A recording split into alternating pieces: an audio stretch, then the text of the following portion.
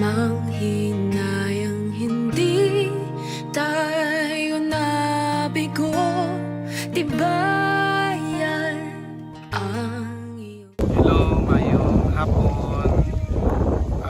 Right now, nag-cope up pa because I'll have to be honest, very painful ang amo na experience ni Attorney Carol in the past election, but hopefully sa bulig sa akong mga close friends kag pamilya, I'll be able to be back to normal in no time.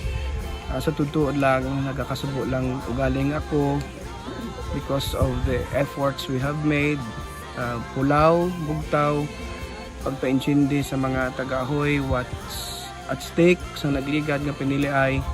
But unfortunately may ara pagid kita nga mga kasimanwa nga wala pagid nakabugtaw kag ang kwarta naging importante sa ila sa ila futuro. But nevertheless, hopefully in a few days time, in a few weeks time, in a few months time mangin normal na liwat ang aton pangabuhi. But again, gusto ko lang i-emphasize kanugon sa opportunity, and hopefully we could learn sa aton mga desisyon, and kabay pa nga sa pala mga palaabuton ma-apply na nini naton sa aton mga decision making, especially kung ang